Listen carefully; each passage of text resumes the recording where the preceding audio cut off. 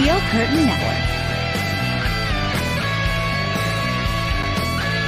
¡Piquen a piques! ¡Piquen a piques! ¡Piquen a piques! Pittsburgh Steelers fans, it is time once again for another episode of the Steelers Preview. I know you had a long time to wait, so we're going to try to make this good. My name is Bryan Anthony Davis, here with Steel Curtain Network, a part of Fans First Sports Network.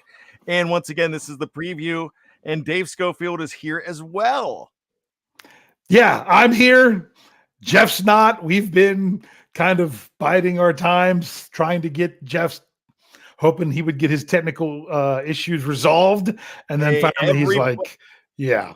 Everybody gets bit by that sometimes here. And that just happens because, gosh, we've got technology here, and we've got to rely on technology, and it doesn't always back us up. Just a couple right before the draft, I was all excited, and then I crashed and burned because nothing was working with my computer that day. So I absolutely understand. Dave, we expect Jeff to be on soon. If not, we'll go ahead and carry the load here. No problem, because we have each other's backs. We're family here at SCN. And you know what? We got a lot of work done while we were waiting. And we got of our discussion. And if you don't know about Dave and I, a lot of times I tell him Jeff's smart. He just says, all right, I'm done. I bolt.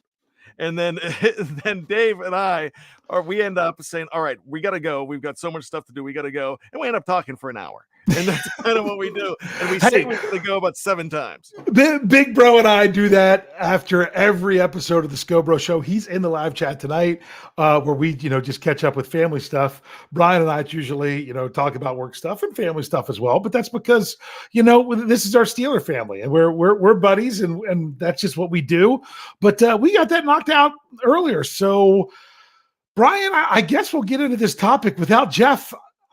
I got to be honest with you. We're going to talk about how the Steelers stack up against with the rest of the AFC North.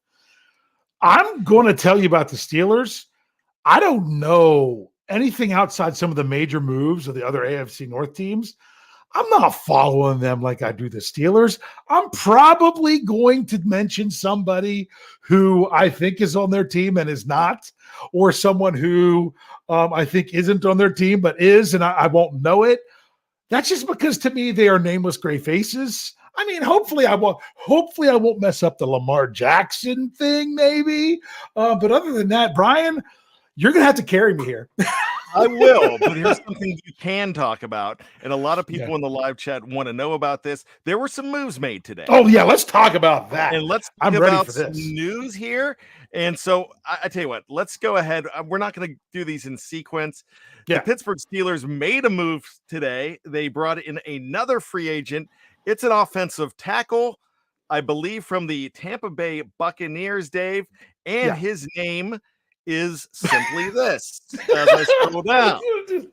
That's why I scrolled too far down. His name is Dylan Cook. Yes, Dylan Cook. I see. I was going to make you squirm. I knew the last name was Cook because I wrote the article. I couldn't remember the first name. I'll be honest with you. This is a camp body. This is a player. I mean, can a camp body make the 53-man roster? Yes, they can. But this is not someone that's going to change where Jeff and I do our predictions for the 53-man roster. That's not what's going on. This was someone who was on their practice squad last year. He was undrafted, didn't make the team, went right on the practice squad right away, got dropped from the practice squad of Tampa in December, at the beginning of December, brought him back at the end of December. But signed him to a futures contract, dropped him earlier this week. That's why he was available. But to me, and I kind of got in an argument with someone in the comments with this is because the Steelers don't have enough tackles for training camp. I'm not talking about for the season. I'm talking about for training camp. Well, first, I'll ask you this question, Bryan, as we bounce this back and forth. Where do you put Spencer Anderson when it comes to the Steelers' depth chart? Which position do you put him? Are you putting him at tackle or are you putting him at interior? I'm actually putting him at interior. Same here. He was there first. Yeah. He played tackle last year for Maryland, but he's kind of like Skoronski. except not at that level of, does he really measure properly to be a tackle in the NFL, or is he more suited inside? I agree with that. That meant that the Steelers only had 4 tackles before this signing. Don't you think they'd like to have, I would say 6 for training camp? You'd like to have 3 squads. Well, Omar Khan keeps going. Yeah. So I felt that tackle was a position that they needed to add just some more bodies, and that's what they did today. So let's not spend too much time on Dylan Cook, because I almost forgot his name, and I almost forgot it. So let's keep it going with the big news. And before I do this, how it was announced was phenomenal. This means that it's a new era. We knew it was a new era in Pittsburgh, but the fact that Omar Khan was on the Pat McAfee show, and not to be outdone, Mike Tomlin was on with Rich Eisen today too. But the fact that he's on the Pat McAfee show and they say, hey, what do you have going on? And he just breaks the news here. Yeah, we're going to do an extension with Mitch Trubisky today. I don't know whether that was planned, but McAfee acted like it was a big deal. Like he was like, whoa. Think of that delivery. I loved it. I think he caught everyone off on that one. I don't think anyone expected that, but some people are like, well, it's not official. When the GM goes on a show like Pat McAfee and says this is happening. This is happening. It's not official, but this is not something that would have a chance of falling through if Omar Khan's going to say this. And I liked the lead up to it. They were talking about, are you candid? Are you honest? Yeah, I'm candid and honest. Everyone, I tell them how it is. Here, I'm working on this. And he was candid and honest with them. I loved it. Yeah. So let me ask you this. Okay. So he comes out and says this, he being Omar Khan. And this just shows me that Omar Khan is ahead of the game and he's adapting to the new NFL. And I'm going to talk about that in my final thoughts as well. But all I want to say about with Omar Khan making this move, we talk all the time about how shrewd he is as a money guy. And we forget the fact that he's been a personnel guy for 20 years too, 22 years being with the team. But this is a great personnel move. And we're going to talk about this because this just doesn't affect the quarterback room. This affects the entire team in a positive way. And if you listen to Here We Go, the Steelers show tomorrow at noon with Kevin Smith and myself here on Steel Curtain Network, wherever you download your favorite podcast, you got to do that. If you listen to it, we talk about this, but what was your perception of it, how this goes beyond the QB room? This signing goes beyond, or this extension, or this? Yes. Yeah. Okay. Just making sure. I don't want to start talking about one thing and really you're meaning it for something else. Because there's going to be ripples from this, Dave. Yeah. Well, first of all, I'll say this. Some people, of course, the first thing you want to do, they're extending him so other teams might want him in a trade because they wouldn't want him for just 1 year. Well, we don't have the exact financials. It's been reported that it's like $19.2 million over 3 years. There are some incentives in there if he plays a lot. This was by Ian Rappaport, I'm pretty sure, is who was reported this. But think about it. He was set to make $8 million this year anyway. So if you're talking that it's not that much for 2 more years to go on top of that. But unless it's structured in a very strange way that is not typically how the Steelers do things, this is not what you do if you're going to trade a player that some fans are just desperately thinking, Rudolph came back. We don't need 3. Some of these things that are getting thrown out there, I'm just like, please stop. Just stop. Stop. The only way this was to trade Trubisky, you would have to look at this. When this deal comes out, there would have to be next to no signing bonus. There would have to be next to no signing bonus. Because once you have that signing bonus, that's money that the Steelers pay no matter what. That's the only way that would make it for a trade. I would be shocked if that's the kind of deal he had, because that's not the kind of deal Steelers make. And therefore, that's why you aren't going to do it. Think about this. Look at a player like TJ Watt when he signed his deal. Minkah Fitzpatrick when they signed their deal. If you go on and look at what it would cost in dead money if the Steelers were to cut or trade or whatever those players, it would cost them more money for them to not be on the team. That's what you're looking at when you have a player, when you do an extension like this. It would not make sense because the Steelers are going to pay him the money up front. They're going to lower the cap hit for this year, and it's going to get prorated out and all that great stuff. So I know I'm kind of going on and on about this, but for those that are thinking, oh, it could be a trade, that would have to be a very weird thing. But to me, for the quarterback room, at first I thought with Mason Rudolph, oh, QB3 could be really, really enticing for Rudolph for this year, because with Trubisky only having one more year on his deal, he could look at a place where, hey, I could continue to bide my time. By next year, I could be QB2. Now that's not on the table anymore because of Trubisky with that deal. I just like that the Steelers are making sure that if something goes wrong, because it's a long season with 17 games, that they're going to be covered. Yeah, absolutely. Now, we're looking in a different direction on Here We Go, the Steelers show, because where this goes to another, it goes to the edge rusher room. Mm-hmm. And this, if you look at the 2024 projected free agents for the Pittsburgh Steelers right now, Mm-hmm. there's only one name that you've got to keep on that list. Really. And that's Alex Highsmith. And that's Alex Highsmith. I think this is the path to extend Alex Highsmith. Right now, Spot Track has him as a potential $13.9 million player.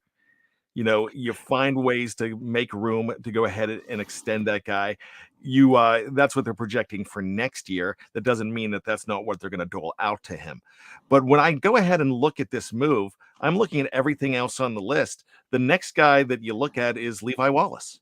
He is the next attractive free agent on there. Mm-hmm. And that's it. Yeah. So it is not, it's a big list because they're signing all these free agents, and half the list, most people don't know exactly who these guys are.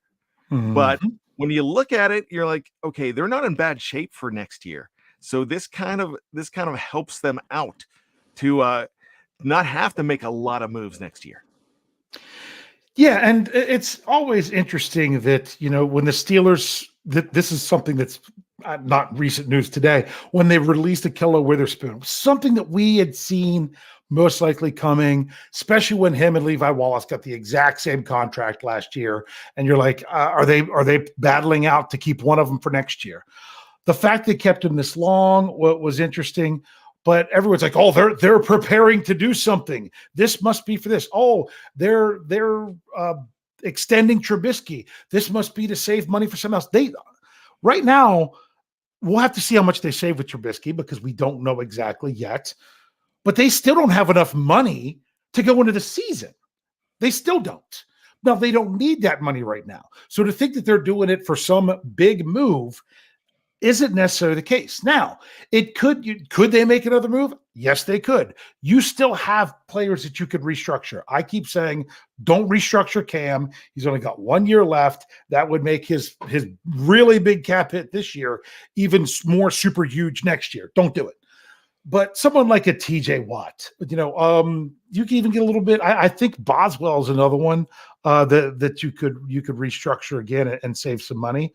But like TJ Watt, it's over $12.5 million you can get from him. You can restructure Deontay Johnson. You can restructure Chooks. You can restructure James Daniels. These are all guys that are over $3.5 million you could save if you restructured them. Mason Cole and Chris Boswell are just over $2 million you could save if you restructured. So the Steelers could get that money in those places as well. But to me, even if they don't spend it right now, it keeps them from having to restructure, because I love what they did with TJ Watt last year. They waited till the last minute and they only restructured for what they needed. And doing these kind of things could keep those kind of numbers down. Or I like to think that it's also to bring in or to extend Highsmith. I agree with you completely. Now we're going to talk more about the Steelers' moves and how do the Steelers stack up in the AFC North. We're going to take a quick break, though, and we're going to come back with one Jefferson Hartman coming in, hanging out with us, and he's going to lead us with the AFC North. I'm going to give him the chair. So let's take a break here on the Steel Curtain Network. It is the Steelers preview.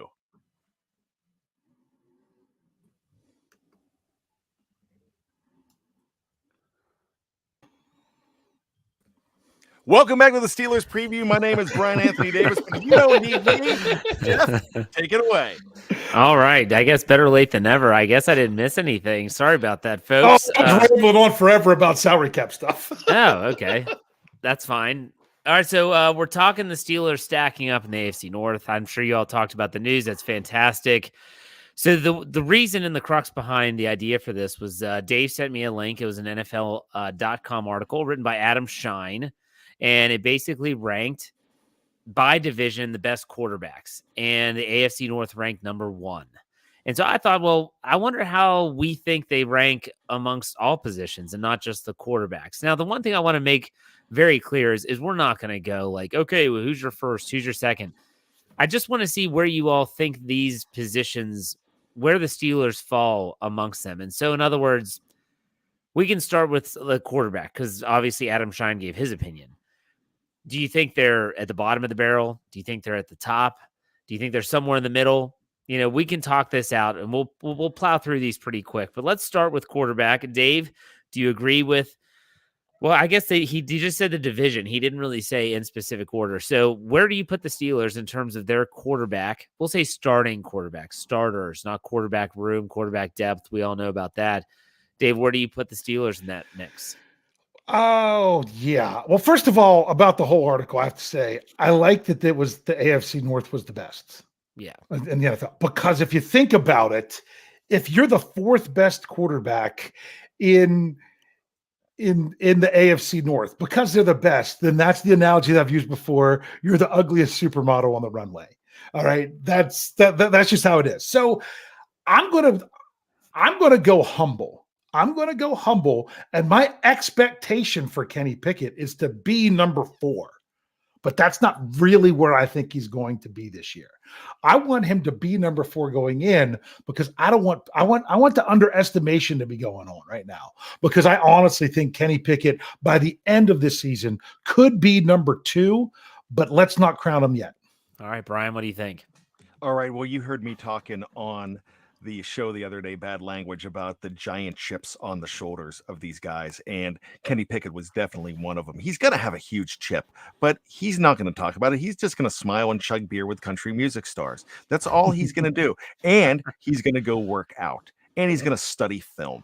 And that's all he's going to do. And he's going to say, all right, go ahead, put me at number 4. And here's the great thing. On Big Bang Theory, they brought up this thing. Do you ever want to have a phrase that says, that'll show you? But with Kenny Pickett, he needs to do, that'll show you. And I think he's going to do that. Look, I cannot put him number 1. I will not, like anybody. I know we hate the Bungles. I know all of that. But look, Joe Burrow is that darn good. And he's going to be there for a while. He's going to give, he's already talking about giving Cincinnati a sweetheart deal, or trying to move it around so he can have guys around him. He also gets it too. Am I waxing his car? Maybe a little bit, but he deserves to be on top. Look, I don't think that the Browns have a good situation at all. But where I think Kenny Pickett is, he's 3 at the worst right now. But I really think that this situation with the backup quarterbacks that they have, with that quarterback room, they're probably number 2 because Lamar Jackson is such a wild card, because every time he gets hit with his style of play, he takes a month off his entire career. So you have a guy that's been to Super Bowl, several AFC championship games. You have an NFL MVP. And then you have Deshaun Watson, who, although he's been dynamic in his career, he's never won anything. And on top of that, he had to sit out over a year. We'll see what he looks like this year. Kenny Pickett's going to be 4th on most people's list. I'm fine with that, but I think he would climb up rather quickly. Let's go to, this is very interesting to me. We're sticking on offense, running back. Starting running back. Dave, what do you think about that? Where does Najee Harris rank? Now, I said this when you weren't here. I said, I'm going to totally screw everything up because I can't remember who's come and gone with the other AFC North teams. I'm saying it again now. They are nameless gray faces.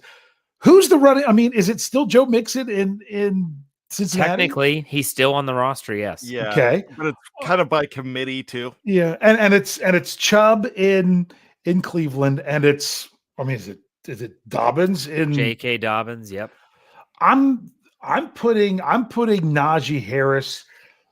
I'm going to go 3, but just because he didn't have the strongest start of the year last year because of coming on the injury. But I don't know who I'd put ahead of him. I think they're all pretty close together. I think this is any one of those running backs for any of those teams has a chance to just come out and emerge and blow the rest of them out of the water. So right now, to me, Nick Chubb is the standard of number 1. And then I think the other 3, he's within reach of the other 3. And the other 3, any 1 or 2 of them could really emerge this year. That's fair. Brian, what about you? Chubb is definitely my number 1. And there's this talk that they might bring in Zeke Elliott. I don't know whether that's just a bunch of crap. They I don't know. Cleveland? Yeah, there Wow. has been some rumors about Zeke in there, but I've seen that. I keep wanting to say with what many. With them. I mean, Deshaun Watson has a handcuff. But go ahead, Brian. Sorry. So, but really, it's hard for me to. There's a lot at number 2. So for me, and this is a cop-out move, but it's really a 3-way tie at number 2, and because health is going to have a lot to do with it. They all have good enough lines. They're all, including the Steelers. I could easily put Najee at number 2, but I could easily put Mixon at number 2, just like I could easily put Mixon and Najee at number 4 because J.K. Dobbins is good.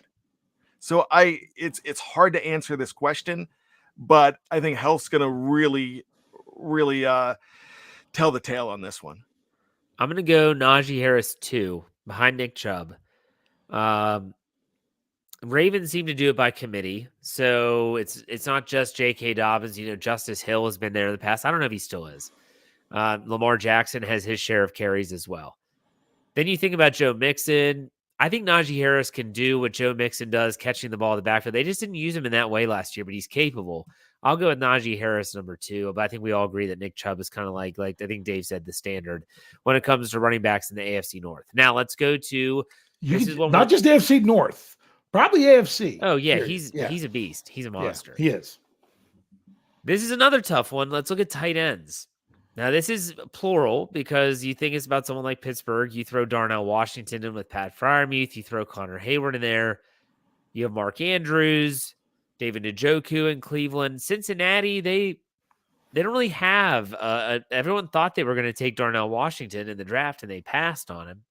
And they lose, who's Hayden Hurst? Yes, that's Hayden who they Hurst. had last year. Yeah. It's the brought in I Irv keep wanting to say Hunter Henry, And don't forget Yeah, Irv Hayden Smith Yeah. is in there now. Okay. Yeah, Irv Smith. So where do you put the Steelers tight ends in this group, Dave?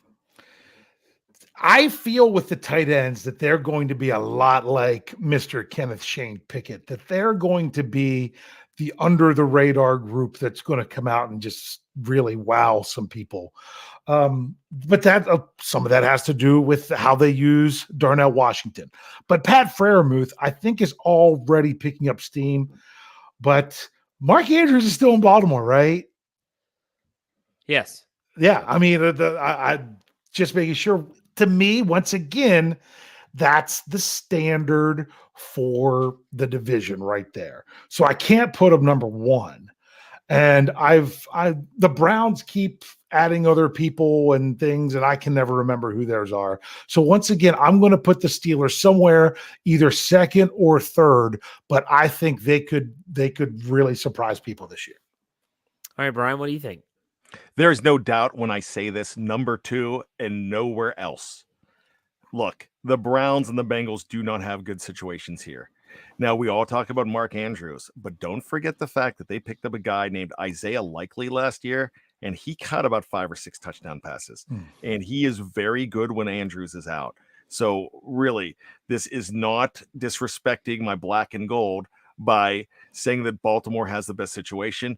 The Pittsburgh Steelers are knocking on the door. Pat Freiermuth, if healthy, is a top 5 tight end in this league. Yeah, Darnell Washington tips the scales for me, but he's unproven, so I'm going to have number 2 as well. If he comes out and, you listen to Nick Faribault on the curtain call, and he's just talking about how this guy already looks like a super polished blocker, there's value there, I mean, so we'll have to wait and see, though, because we haven't seen it yet. Another group that is for the Steelers going to be vying for the top is wide receiving core. So this is not just your top wide receiver, your wide receivers. I mean, you're talking like your top 3. So you throw in the fact that, Baltimore Ravens draft Zay Flowers. They also have Odell Beckham Jr. Cleveland, you have got Amari Cooper. They trade for, who was that? Elijah Moore, I think, from the New York Jets. Yes. Didn't they get him? Oh my gosh, the Bengals. I mean, do we have to go down that list of, T. Higgins and Jamar Chase? Where do the Steelers with Deontay Johnson, George Pickens, and I guess you can throw in whoever you want, number 3. Allen where do they fall? Robinson? Yeah, maybe. Dave, what do you think?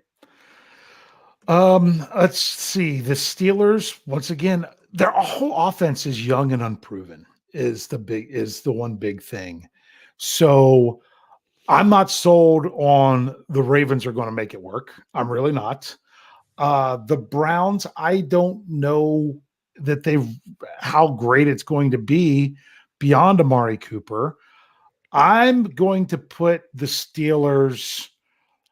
I'm going to put the Steelers just them and the Browns kind of together, but just ahead of the Browns. I'm still going to go behind the Bengals because the Bengals just make it work. That to me, those are the guys that when you think about the defense having to stop the wide receivers, it's the Bengals. That I think is the bigger threat out of everyone else in the division. But then again, I'm only putting Baltimore down because this is the difference between being a Steelers fan and a Baltimore fan. We have hope for our new pieces and things like that. They have the same hope, but we're like, nah, we're hoping they don't work out. That's just kind of how we do it as fans. So that's why I'm going to go with that. I'm going to put the Steelers in the middle of the pack.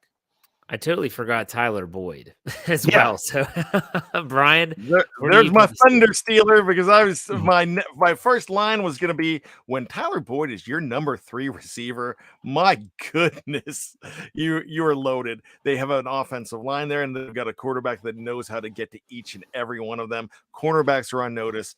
Look, I know you hate the Bungles again, but this is the best situation right now in.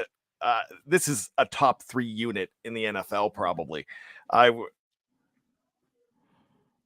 This is a really good unit. I think the Steelers are number 2 because I don't really believe in the Browns, this Browns team. And I know they're bringing some guys in, but it's all about chemistry. I don't think they have the quarterback.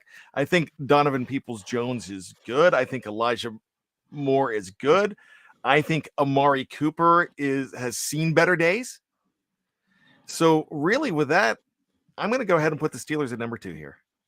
I'm going to follow suit, say number 2. You want to have someone like Calvin Austin III. We talk about unproven commodities and Darnell Wright. Same with Calvin Austin III. Allen Robinson, will he be able to have a Jericho Cotchery type season? We'll see, but I still have them number 2 in this group. Now let's finish off the offense with the offensive line. The Steelers really overhauling the interior and also selecting Broderick Jones in the first round. Dave, where do you rank them in the AFC North? I don't know what anyone else has done. I don't. I really don't. I'm going to give the Steelers an award. I'm going to give them the most improved award. I think they're going to be the ones that can step up. I don't even know what the situation is with the other teams. I don't know. Didn't Cincinnati pick up what was it? Orlando Brown? That was the guy that they got. Am I stealing your thunder again, Brian? No, I have a list of everybody here. Oh, you do. That's good because honest to me, I'm still going to put them towards the bottom until they show that they can come together. So okay. I would say either 3 or 4, but I don't. I think they have a lot of that killer P word of potential to really move up that list. What about you, Brian? What do you think? I have to put them at number 4 here, and I hate to do it, but I'm glad to do it because there's a lot of guys with potential chips on their shoulders here. When you look at everybody else, if you look at the Baltimore Ravens, it's Ronnie Stanley, Ben Cleveland, Tyler Linderbaum, Kevin Zeitler, and Morgan Moses. Pretty good group. When you look at Cincinnati, Orlando Brown, Cordell Volson, Ted Karras, Alex Kappa, and Jonah Williams. Really good group. the Browns might have one of the better groups here with Jedrick Wills, Joel Bitonio, Ethan Posick, Wyatt Teller, and Jack Conklin. Usually the Browns are number one. Yeah. Yeah, and they've got that good running game. And all I'm going to say is it's not bad for the Steelers to be number 4 here. It's really not. The thing about it is they have not had a chance to gel and come together yet. And those other offensive lines, even though they're bringing in new guys, this is a lot of change on this line. This could very easily be a number 1 line in Pittsburgh, but you can't until you see them together. I agree, Brian, and you just listed off all the offensive lines. Thank you for doing that. I'm going to have them 4th, but that can change quickly. So let's go to the defensive side of the ball, and let's start on the outside. Let's go cornerback, the Steelers. I mean, you think about what happened this offseason. You lose Cam Sutton. You bring in Joey Porter Jr., Corey Trice. You lose Arthur Millette. Well, you let him go. Shannon Sullivan is in. Dave, what do you think about the cornerbacks? How did you not mention Patrick Peterson? There's a lot of names there, man. I know. And it's funny. It's one of those things that just kind of bothers me. Everyone I say everyone. I shouldn't say everyone. A number of Steelers fans that they're like, oh, wow, they released Akilla Witherspoon. I guess Porter's going to be the starter now. Witherspoon wasn't going to be the starter. He was going to be behind Porter no matter what. So why not drop a guy that was going to be behind the guy you just drafted? But I don't see Joey Porter Jr. starting the season off getting 100% of the snaps either. The Steelers have Levi Wallace is a solid number 2 corner. Patrick Peterson, it's all about how is he another ageless wonder? Is he another Darrell Green? Is he another one that just puts in the work and knows so much and is so cerebral that he's going to continue to play at a high level? So for that reason, I don't know how good the other corners are across the league. It seems like the Ravens always have good corners, but by name, but I don't think they actually are all that great when it comes down to it. I'm gonna put the Steelers. I'm gonna put them. I'll just throw them in the middle at 2 or 3. All right, Brian, what do you think? Fellas, I was close to putting the Steelers at number 1 here, but I really can't because there's a lot of unknowns, and this is one returning guy, basically, and Levi Wallace. I think they're very good. I think they're number 2 in this whole group. My number 1 is the Baltimore Ravens because I'm not mentioning slot corner. I'm just going to mention the 2 cornerbacks on the depth chart for each team that everyone's talking about.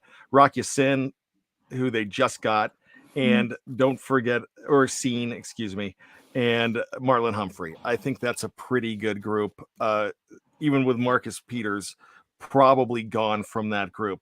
When you look at the other guys, the other teams, they're hardly worth mentioning. You've got Chidobe Awuzie, and you've got Cam Taylor-Britt. Cam Taylor-Britt's a guy that Andrew Wilbur was really hoping that the Steelers would get. They brought in a very good rookie with Sidney Jones as well. I don't even know which team that is. That's the Cincinnati Bengals. Okay, because I don't recognize those names. Yeah. And then when you're looking at Cleveland, you've got Denzel Ward still. That's what I was going to say. I thought he was. And Martin Emerson. So I could really say that the Steelers could be number 1 here. Yeah. I'm going to go ahead and be conservative and go number 2. Shoot, I could see him being 3 or 4. I mean, you named some of those players. Those are some really good players that you just named on other teams. But I'll go with 2. Could see him 2 or 3 here. Well, now the next position you go to safety, and this is where you lose Terrell Edmonds, Demonte Kazee in, Keanu Neal is in. What do you think about this, Dave? Well, they didn't lose like the Bengals lost. Right, Jesse. The Bengals, Brian. Who did the Bengals add? I just know what they lost. I mean, I don't even know who the safeties are for the Bengals. We've got Nick Scott, and we've Dax Hill. Honestly, I'll just say this. The Steelers have Minkah Fitzpatrick. They're 1. Okay. What about you, Brian? I'm going to have to agree. I really think Baltimore is very good, though, with Kyle Hamilton and Marcus Williams. But I still want to go ahead and put the Steelers 1 here because of Minkah, and I really like KZ. If you're looking at the other guys, we told you about Baltimore being pretty good. Grant Delpit and Thornhill They don't scare me at all. I'm really anxious to see how the Steelers manipulate the three safeties they do have. But Minka Fitzpatrick being an All-Pro, I think it does tip them to the top of that chart. Let's go to pass rushers now. Outside linebackers, edge, whatever you want to call them. Steelers obviously have, I think, the best duo in the NFL in Alex Highsmith and TJ Watt. There are some other good duos, though, in the AFC North. Dave, what do you think? Not as good as that duo. If we're looking at just the top two, Steelers are number one. I don't even care where the other ones lie. Brian, what do you think? Yeah, I'm going to go ahead and say the same thing. Even in Baltimore, where they're listing Patrick Queen and Tyus Bowser.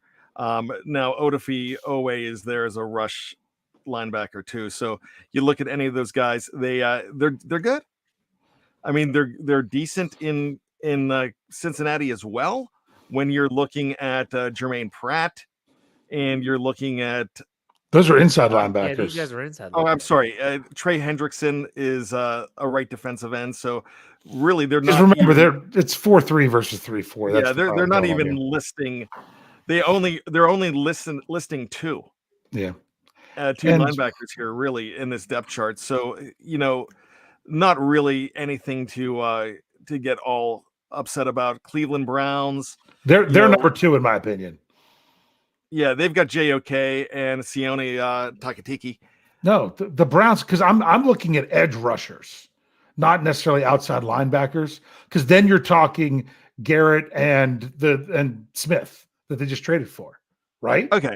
Well, because that's the question. Because if they're running a 4-3 and we want to compare TJ Watt and Alex Highsmith, do we really want to compare them to their off-ball linebackers, or we want to compare them off to their 4-3 defensive ends?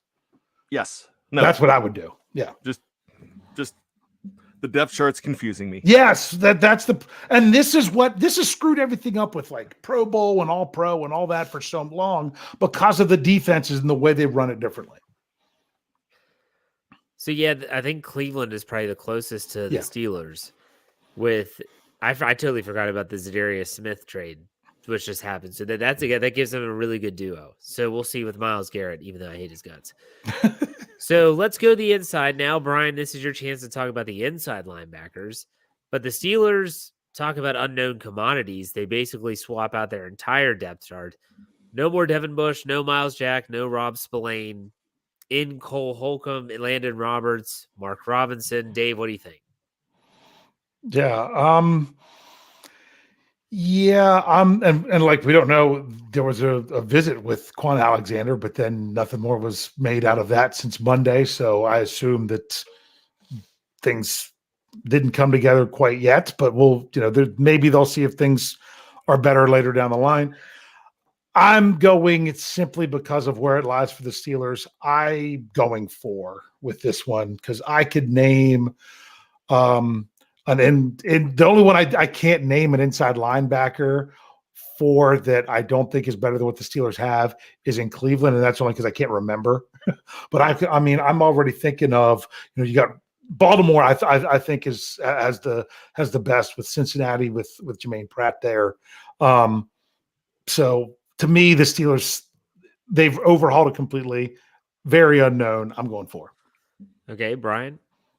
Well, I'm going to say when you look at Baltimore and you've got Queen in there and then Roquan Smith, ouch, look out. Cincinnati's pretty good too, like you said, with Logan Wilson and Jermaine Pratt. Cleveland, I don't like at all. So I can actually say that I'll jostle the Steelers up to 3 on this one because I like a Landon Roberts. I like the idea of Cole Holcomb. I just don't know much about how good Andy Walker Jr. and I don't think Sione Takataki. I got to say it twice in a show. I don't think he's. I think he's good. He's decent. Mm-hmm. He's nobody's bad. I mean but the situation in Cleveland and Baltimore and Cincinnati is best. So the unproven factor, I'm going to go with 4 for the Steelers at inside linebacker. Let's go to, this is tough based on the different formations and their base defenses, but let's go defensive front. Dave, what do you think? Yeah. So if we're saying interior defense, yes. So we're not going edge guys, we're going interior defense. See, I think it's pretty strong throughout the division. And I still think Cam Hayward is a beast. And some people were already writing him off because of his age, but it hasn't happened yet. Now, I know that's the same thing we said when it came to Joe Hayden at cornerback. People are like, oh, he's getting old. I'm like, but he hasn't slowed down yet until he did. So you've got to keep that in mind. But it's my favorite player. It's my guy.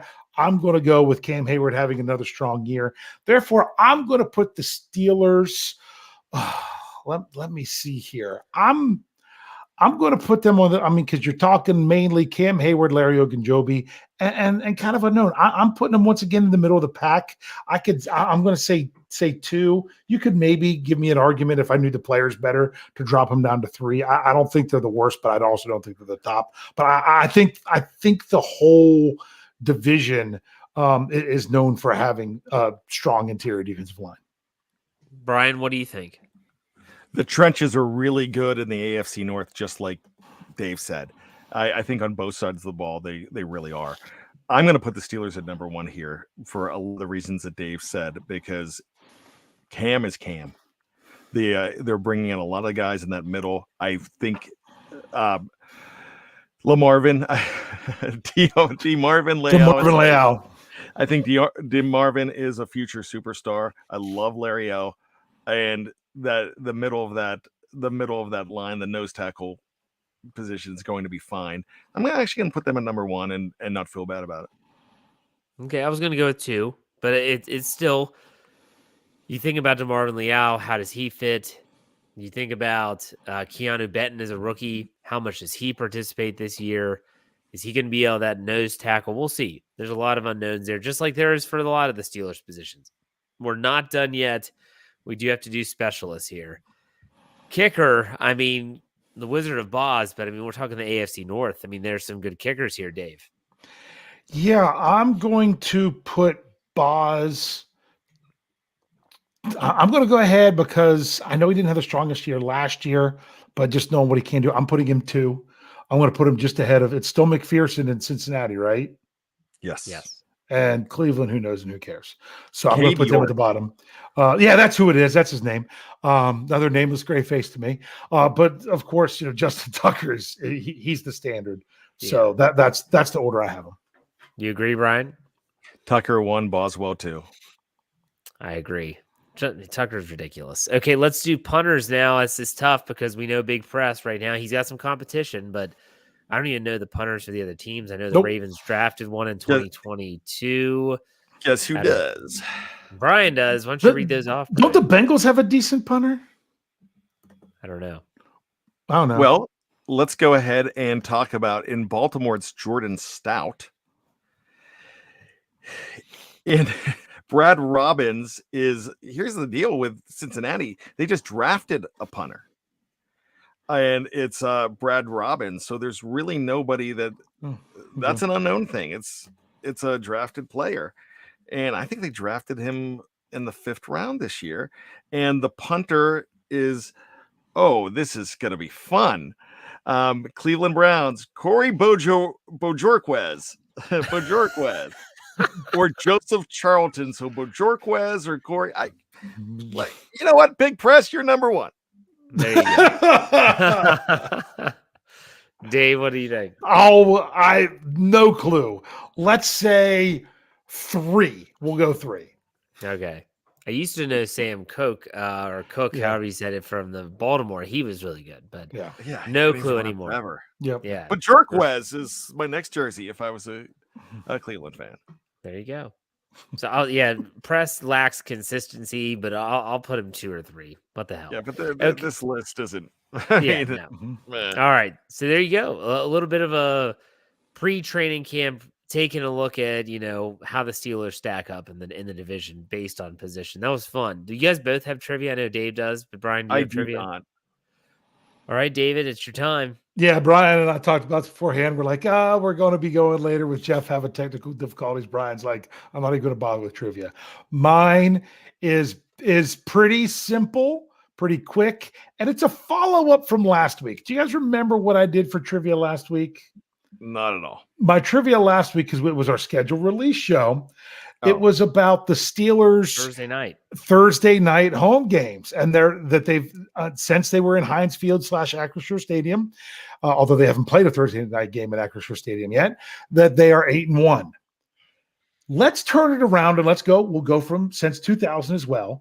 The Steelers have had 10 road Thursday games. What do you think their record is on Thursday night on the road since 2000? 10? 10 since 2000. It actually only goes back to 2007, but 2000 was where I was cutting it off. Out of 10 games,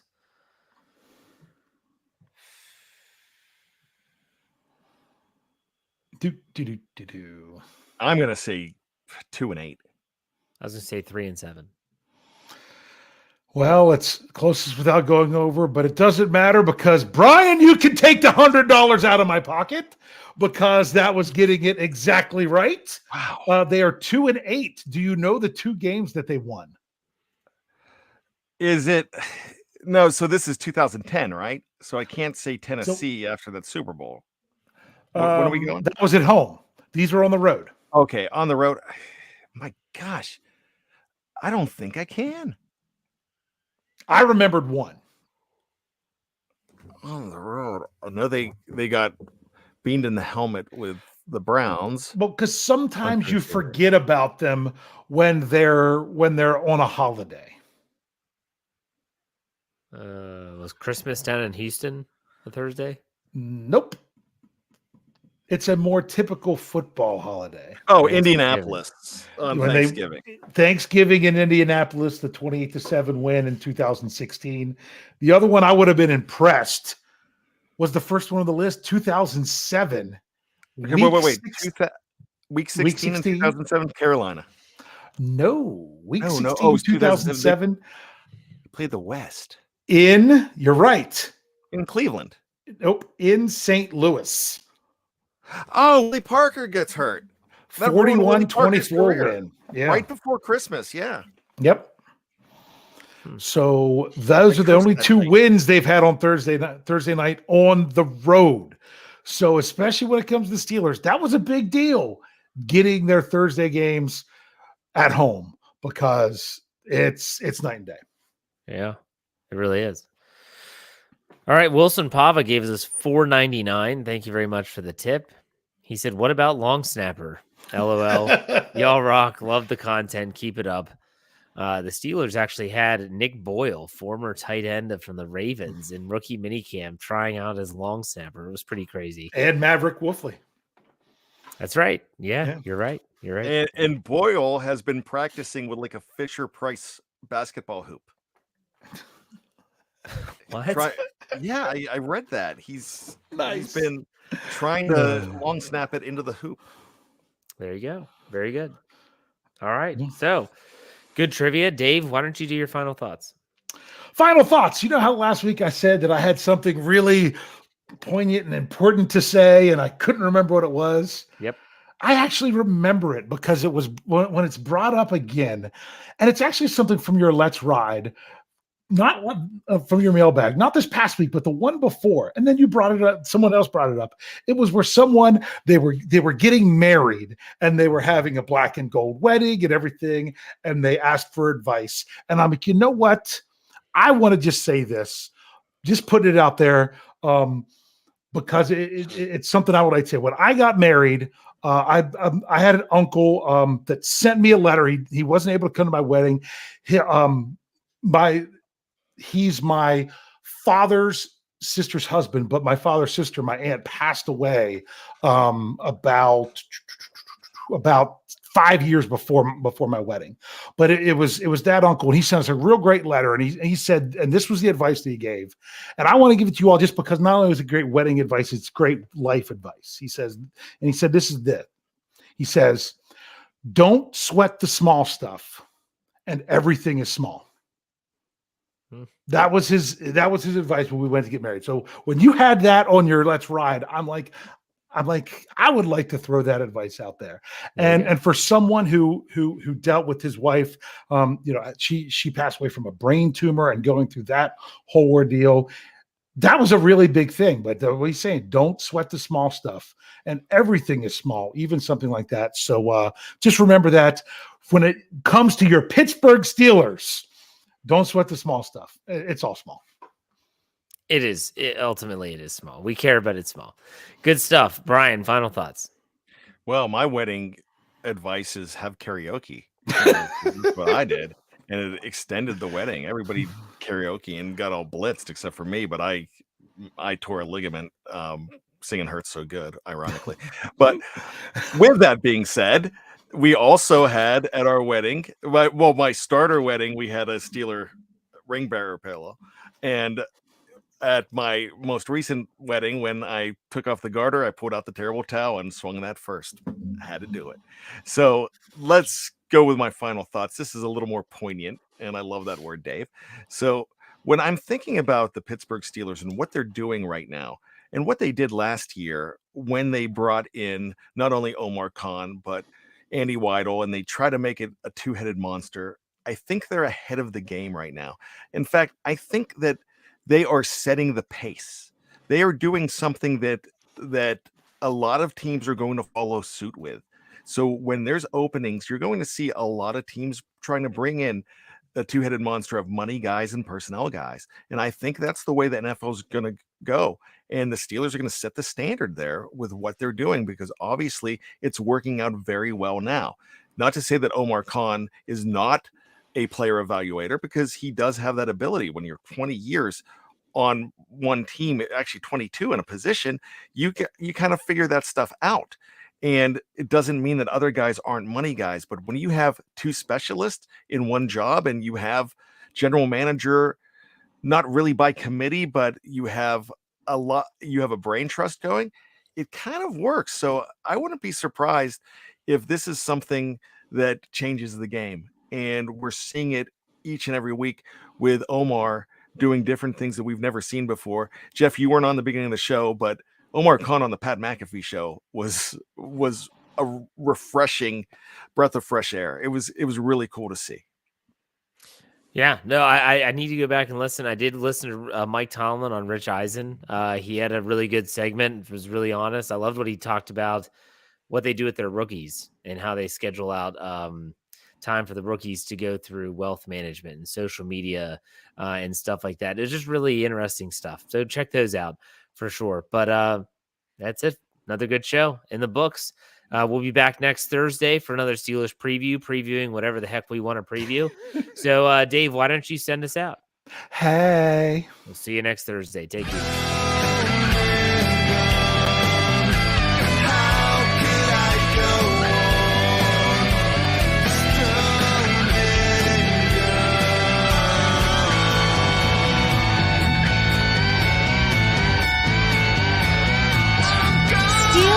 Network.